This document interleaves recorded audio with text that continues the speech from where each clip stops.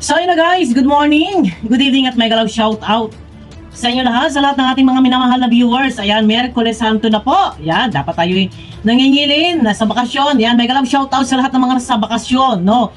Ingat po kayo palagi. So ayun na guys, nakikita nyo sa ating thumbnail, nandito sa screen. Usaping bigay ng sponsor, marapat ba, nararapat bang ito ay tanggihan? Blessings yan. Hindi mo naman hiningi, no? Ika nga, merong kasabihan na ang merong mabuting gawa ay pinagpapala. Eto na yun. Yung pagpapala dahil sa kanilang kabutihang ginawa ay nakakamit na nila. Mega love shoutout sa lahat ng ating mga minamahal na viewers. Guys, samahan niyo muna ako sa isang dito sa aking video hanggang sa matapos at pakiclick naman po ng thumbs up para suwak sa palasa ni YouTube, no? Mega love shoutout sa inyo. Ayun na, guys. Eto ha, hindi lang para sa mga vlogger, maging sa atin, sa mga viewers. Kung kayo sakali man ay meron nagbigay sa inyo ng mga mamahaling bagay, alahas, mga ref, sasakyan, bahay, lupa, kung sakali man po na kayo ay makatanggap o merong hindi makatanggap, kung sakali man na merong magbibigay po sa inyo, ito po ba ay inyong aayawan, inyong tatanggihan, hindi naman ninyo hinihingi, kusang ibinibigay. Ito ay, sabihin na nating regalo. Ha? Nagsishare ng blessings. Pero bago yan, guys, no?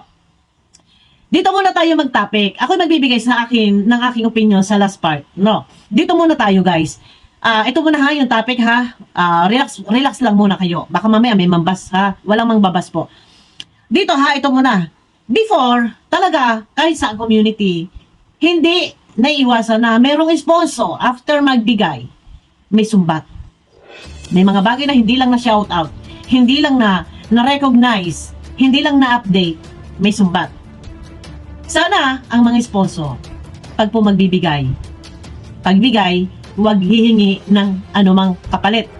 Ano po, ito, yun lang naman yun sa akin. Kasi nangyari na po ito. Nangyari na. No, hindi lang dito sa loob ng Kalingap. Nangyari din. Kahit kay Sir Pugong Biyahero, nangyari din. Hindi lang na-update, ang dami na sinabi. Yan, ha? Sana pag magbibigay ng inyong, mag-share ng inyong blessings, pag naipadala na, natanggap na, huwag nang, minsan hindi lang na-update, nagagalit. Sana maiwasan. No, eto na guys. No, hindi lang para sa mga charity vlogger.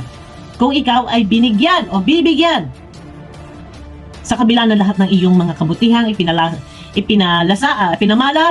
ipinakita.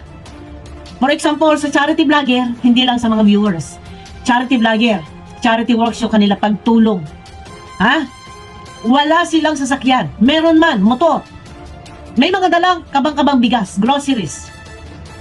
Saan ilalagay ang kanilang mga dadalhin kay beneficiary sa mga subject nila, sa mga tinutulungan? Iangkas sa motor? Delikado din. So ngayon, kung ang isang tao, charity vlogger man or kahit sino man, ay binigyan ng mamahaling bagay, kotse, ref, bahay, lupa, alahas, binigyan ng malalaking pera, ito ay para kay charity vlogger. Hindi mo naman hinihingi po yan eh. Dahil, kaya ka binibigyan, dahil nakikita nila, meron kang busilak na puso. Napakaganda ng iyong ginagawa, ipinamamala sa ating kapwa pagtulong. Hindi mo pinababayaan yung ating mga kababayang mahihirap, tinutulungan mo yung mga binablog. Hindi ka nagkukulang. Dahil diyan, binibigyan ka ng pabuya. Nakikita nila, wala ka sasakyan, aarkila ka sa kapwa vlogger. Para lang may magamit sa program feeding. For example, ha? Eto guys, ha? Kung kayo ay makakatanggap, binigyan o nakatanggap na, may nag-alok sa inyo, ito ba ay aayawan mo? Bakit mo aayawan? Blessings yan. Hindi mo naman hiningi. Dapat daw matutong tumanggi. Pera na lang. And then yung pera ibibili ng kabang-kabang bigas para maipamudmud doon sa mga tinutulungan. Pwede rin. Wala problema. Ano po? Maganda rin, maganda yan. Ay, paano nga po, kung ang gusto po ng sponsor, ay bigyan ka ng pambili ng sasakyan, or sila ang maghuhulog, bibigyan ka ng pang down payment, and then sa monthly, sila ang maghuhulog. Aayawan mo ba? Sila yung pusang nagbibigay. Ito ay bilang pakonsuelo sa iyo dahil kapalit sa kabutihan mong ginagawa. Kagaya na sinabi ko kanina, ang taong may mabuting gawa ay pinagpapala. Ito na yun, yung blessings. Ha? Ito guys, no? Kagaya na nabanggit ko kanina, mayroong mga sponsor before. Mangyayari yan. Hindi lang na-recognize, hindi lang na-shoutout, nanonumbat. Sasabihin hindi man lang pinahalagahan, hindi man lang ganito, ganon. Nangyayari po yan, normal po yan. Pero kung sakali man po na isa sa charity vlogger or kahit tayo, mapare-aktor, nakatanggap tayo ng blessings. Bahay, lupa, sasakyan, alahas, mga ref, tibing malalaki. Kung tayo man po ay binigyan, bakit po hindi natin tanggapin? Bigay naman po. Kung sila man po ay mangbabawi, magiging laban bawi, bigay bawi, ay problema nila yan. Problema na ng sponsor yan. Sila yung may stress dyan. Kasi ang pagbibigay, pag ibinigay na, bigay na, wala nang laban-laban bawi. Ganon po yun. Hindi tayo po pwedeng didiktahan o paalahanan. Ang dapat paalalahanan ay ang sponsor. Hindi ang charity vlogger. Ito ay opinion ko. Guys, ang dapat paalalahanan ang sponsor na kontrolin. Doon sila rumikta dahil pera nila na sponsor yung inuubos sa kanilang mga iniidolo, sa kanilang mga sinusuportahan. Pero kung tutuusin, wala pa rin tayong pakialam na sila ay pangunahan diktahan dahil pera nila yan. Saan man nila dalahin, ubusin man nila sa walang kakwenta-kwenta, wala sa mga kung ano-ano mga kapararakan na yan. Wala tayong pakialam, pera nila malalaswag yan. Kasi the more na magbibigay ka ng advice, magpapaalala or kung ano man, bandang huli, ikaw ang magiging masama. Baka sasabihin, ikaw ay nakikialam. Ito opinion ko na. Opinion ko ito guys. Sorry ha. Ganito lang talaga ako magsalita. Ito yung isip ko. Ito yung ano ko eh. Utak ko eh. Isip ko. Ito yung direksyon ng isip ko eh. Diretso tayo. Pag magpapaalala ka, alam niyo sa totoo lang guys, ang pinaka-importante kasi dito, ang isang charity vlogger, yung charity works, updated sila. Active sila sa pagtulong. Hindi sila nagpapabaya. Nandyan, nakakapagbigay ng ayuda, hindi lang pera, pagkain, kagamitan, may pabahay. Active. Active yung ibang charity vlogger. No. At dahil sa kanila ginagawa, ito na yun. Pinagpala sila, pinagpapala. Sa kabila ng kabutihan nilang ipinakikita, ipinamamalas. May mga tao na na-appreciate yun. Na-appreciate yun. Sila yung binibigyan ng pakonsuelo, regalo. Kagaya ng sasakyan, ng ref. Walang masama kung tanggapin. Bakit natin tatanggihan? Ay blessings yan, biyaya yan, grasya yan. Di ba? Hindi mo naman hinihingi. Ayun nga lang po, ang problema nga po ay nasa sponsor. Pag bandang huli nga ay naglaban o bawi. Pero kung tayo ay magsasuggest, sasabihin natin, wag na po kayo magbigay ng car sa akin, wag na kayo magbigay ng ref sa akin. Okay, fine. Sige, pwede naman mangyari. Para sabihin na lang, pera na lang po ibigay at ibibili ko ng groceries, mag-iripak kami ng maraming bigas, tig 5 kilo at ipamumudmod. May punto din naman. Maganda din naman. Eh, paano nga? Kung yun namang charity vlogger, ay hindi naman nagpapabaya doon sa tinutulungan at sobrang siksik-liglig, umaapo yung blessings na binibigay. Diba? Kasi yung viewers, meron pa rin naman sila ibinibigay para doon sa mga tinutulungan. Ito nga lang, bukod o nakaseparate yung para kay charity vlogger. Meron talagang para kay charity vlogger. Meron din para sa mga tinutulungan. Tatanggihan ba natin? O sa bagay, pwede tumanggi kung gusto tumanggi. Kung yun ang gusto.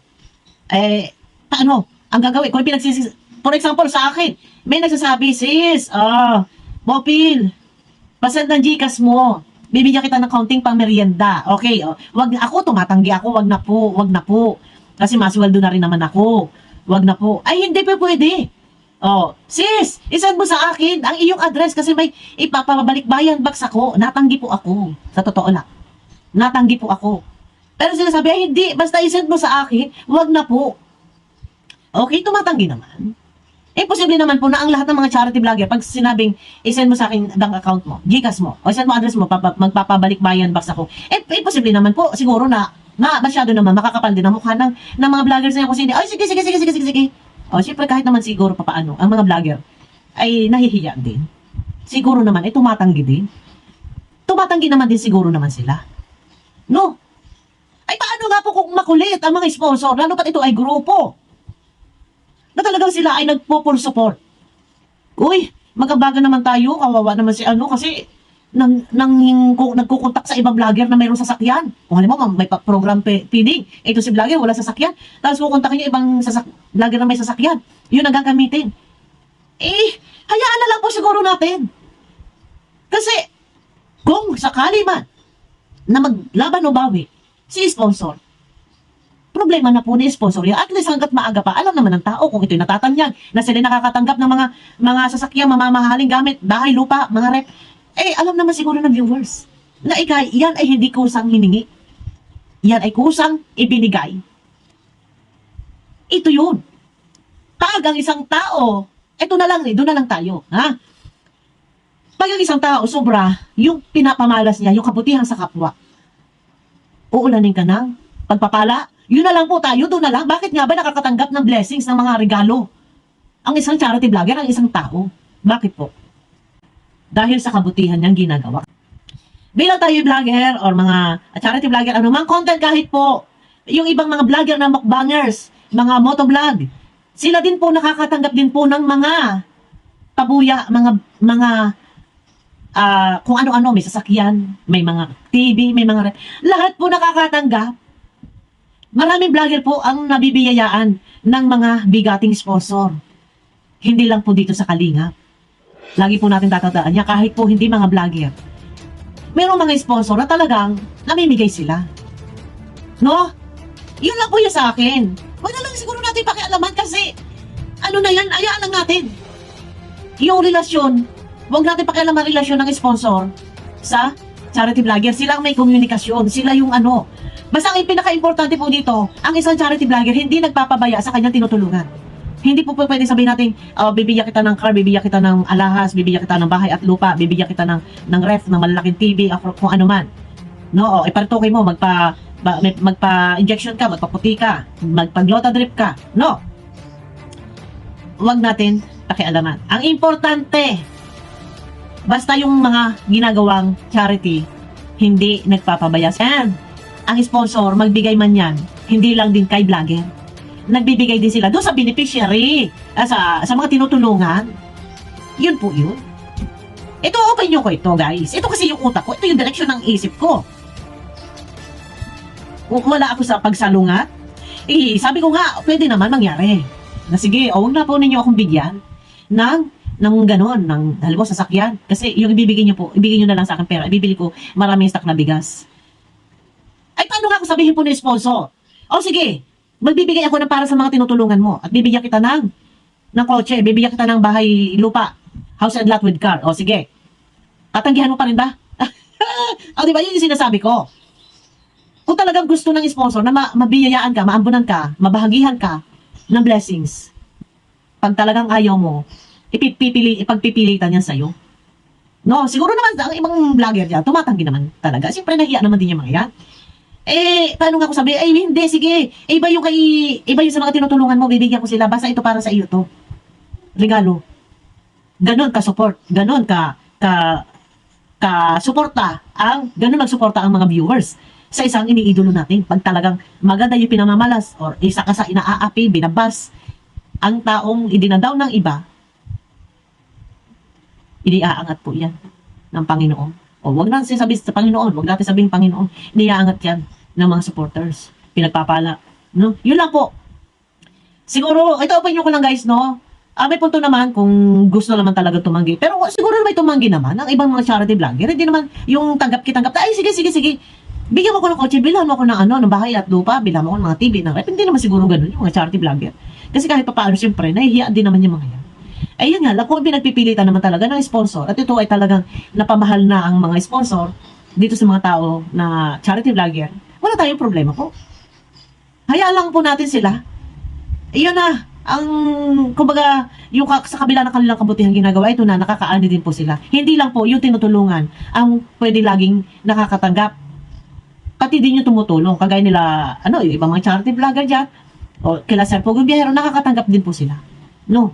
Hayaan lang po natin, huwag natin pakialaman kasi the more na magsasalita ka, bandang huli ikaw pa magsasalita kasi pera ng sponsor yan, desisyon nila yan, ginusto nila yan, pamuya nila yan, na-appreciate nila yung ginawa ng charity vlogger, kawawa naman, sige, groupings kasi yung mga yan, yung mga sponsor. Hayaan po natin. Siguro, kung wala namang masama kung magbigay ng paalaala lang. Matutong tumanggi, sabihin ng sponsor, pera na lang, sabi, padala. Wala masama sa paalala. Paalala, okay, naiintindihan. Kaya lang, siyempre, yung iba, baka hindi po nila maintindihan. Bandang huli, kung sino yung nagpaalala, siya pa yung masama. Di ba? Yun lang. Ito opinion ko lang, guys. At ayun na, kita-kita tayo sa aking next video. Walang masama sa ating ginagawa. Kung ito'y nakikita ng kapwa na tayo ay nagbibigay lagi ng pagmamalasakit, pagtulong sa kapwa. Kung sila naman ang magbibigay naman sa atin, ay kung deserve naman ng isang charity vlogger na mabigyan, wala namang problema. Dahil yung ginagawa naman din ng isang charity vlogger ay talagang pagtulong sa kapwa, kaya kung sila man din ay makatanggap ng mga ganyang klaseng regalo, deserve nila. No, yun lang po yun. Pinagpala. Kung ano yung ibinigay ng isang charity vlogger sa kapwa, yun din yung kanilang natatanggap mula din sa ibang tao. Yan, ganun lang po yun. Ganun, ito ay opinion ko lang, wala sa kung ano man. Yun lang, love tayo lahat, no? Mega love shout out sa inyo lahat. Kita-kita po tayo sa aking next video, guys. Bye-bye!